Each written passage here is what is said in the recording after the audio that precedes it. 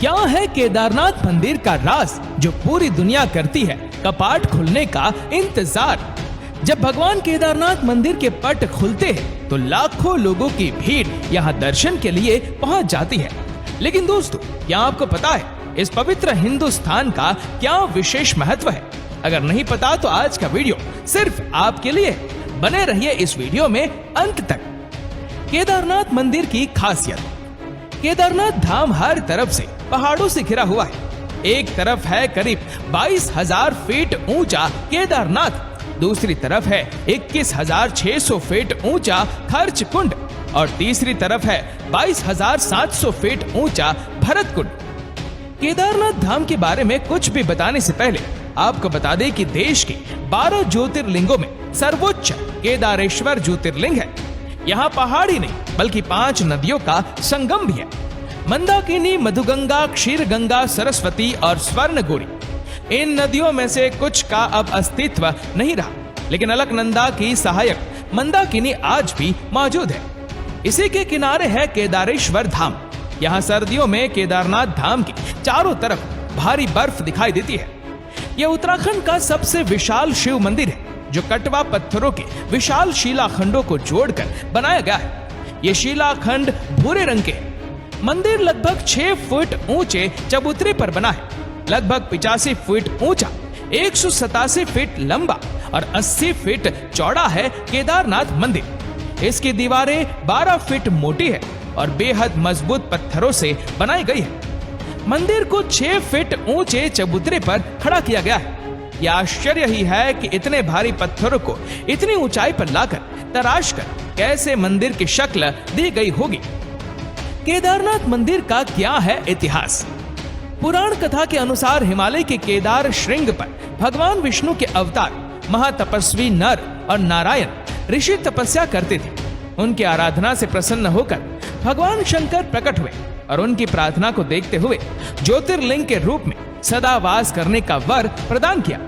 यह स्थल केदारनाथ पर्वतराज हिमालय के केदार नामक श्रृंग पर अवस्थित है।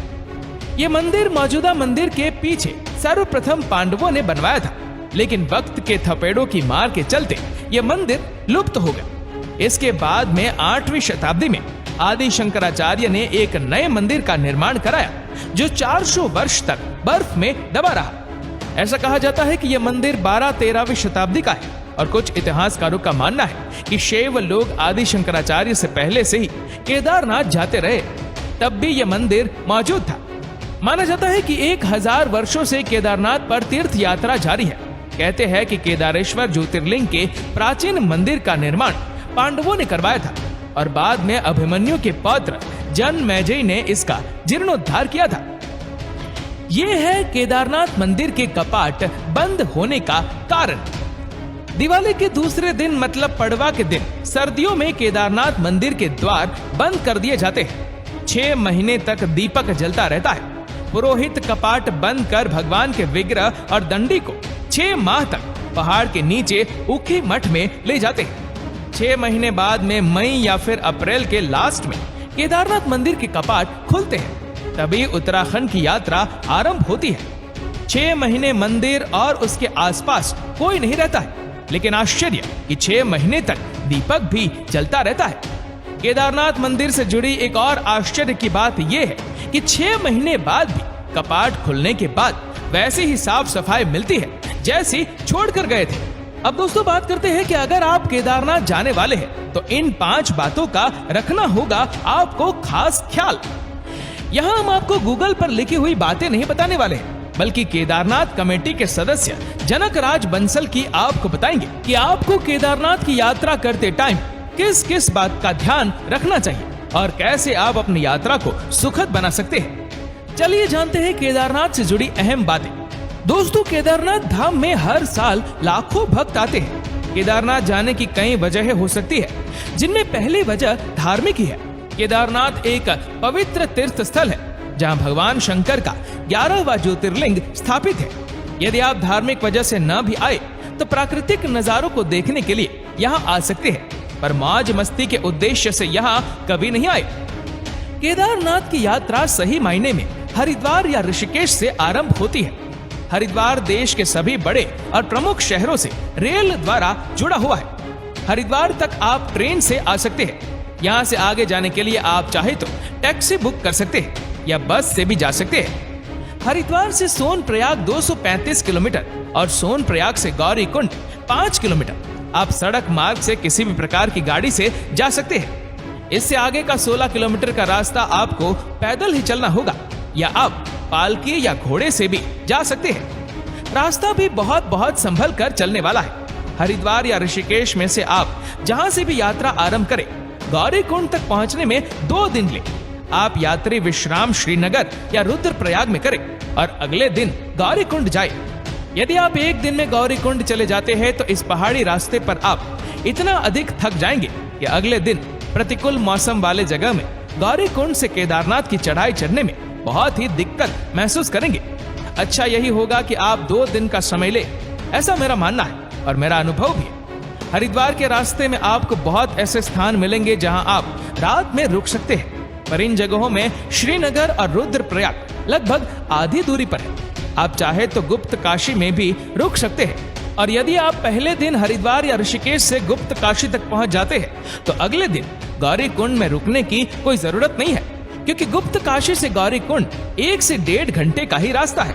आप अपना सामान होटल या गेस्ट हाउस में लॉकर रूम में रखवा कर गुप्त काशी से सुबह जल्दी 6 बजे तक निकल जाए और 8 बजे तक गौरीकुंड से चढ़ाई करना शुरू कर दे। शाम तक केदारनाथ पहुंचे दर्शन करें और रात में केदारनाथ में रुके। यदि चाहे तो सुबह फिर से दर्शन करें और फिर वापस गौरीकुंड आ जाए और फिर गौरीकुंड से गुप्त काशी आकर रात में रुके। यदि आप पहले दिन श्रीनगर या रुद्रप्रयाग में रुकते हैं तो अगले दिन आप सारा सामान साथ में ले जाए और गौरीकुंड तक पहुंचे और रात में गौरीकुंड में ठहरे और फिर उसके अगले दिन सामान लॉकर रूम में रखकर सुबह 5 बजे चढ़ाई शुरू कर दे। केदारनाथ पहुंचकर दर्शन करे, फिर रात में रुके या वापस गौरीकुंड वापस आ जाए। मेरा तो मानना है कि यदि आप केदारनाथ जाते हैं तो भोलेनाथ की उस धरती पर एक रात अवश्य गुजारे।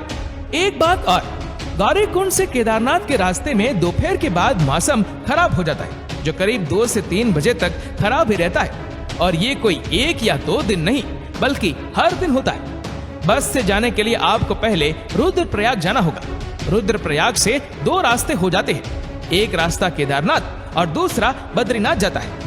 हरिद्वार या ऋषिकेश से बस मिलती है जो देवप्रयाग रुद्रप्रयाग होते हुए चमोली जाती है और चमोली से गोपेश्वर तक जाती है। उसी बस से आप रुद्रप्रयाग तक का सफर कर सकते हैं। रुद्रप्रयाग से गौरीकुंड तक के सफर के लिए पहले सोनप्रयाग तक जाना होगा। सोनप्रयाग तक जाने के लिए रुद्रप्रयाग से सीधी बसें या जीपें मिलती है और यदि नहीं भी मिले तो गुप्त काशी तक जा सकते हैं और उसके बाद गुप्त काशी से सोनप्रयाग पहुंचकर वहां से जीप द्वारा गौरीकुंड तक पहुंचे। गौरीकुंड से केदारनाथ का रास्ता पैदल का है। यहाँ से पैदल, पालकी या घोड़े पर जा सकते हैं। केदारनाथ कब जाएं? केदारनाथ आने के लिए मई से अक्टूबर के मध्य का समय आदर्श माना जाता है, क्योंकि इस दौरान मौसम काफी सुखद रहता है। भारी बर्फबारी के कारण केदारनाथ के मूल निवासी भी सर्दियों में पलायन कर जाते हैं। वैसे भी यह मंदिर केवल गर्मियों में ही खुलता है। हर साल मंदिर खुलने में और बंद होने में कुछ दिनों का फर्क होता है, क्योंकि इसके लिए मुहूर्त निकाला जाता है। हिंदी पंचांग के अनुसार होता है। कपाट खुलने की तिथि अक्षय तृतीया और बंद होने की तिथि दिवाली के आसपास की होती है। बरसात के मौसम में जाना यहाँ ठीक नहीं होता, क्योंकि इस दौरान लैंडस्लाइडिंग का खतरा बढ़ जाता है और सड़कें बंद हो जाती है। यात्री यहाँ वहाँ फंस जाते हैं। तो दोस्तों, उम्मीद है केदारनाथ की इस यात्रा के बारे में आपको अच्छी सी जानकारी मिल गई होगी। अगर आप केदारनाथ जाना चाहते हैं तो नीचे कमेंट सेक्शन में हमें जरूर बताइए। और अगर आपको वीडियो अच्छा लगा हो तो इस वीडियो को लाइक करेगा, शेयर करेगा ज्यादा से ज्यादा लोगों तक। और ऐसे ही और भी स्पिरिचुअल वीडियोस के लिए सब्सक्राइब करें हमारे यूट्यूब चैनल को और फेसबुक पर फॉलो करें हमारे पेज को। धन्यवाद।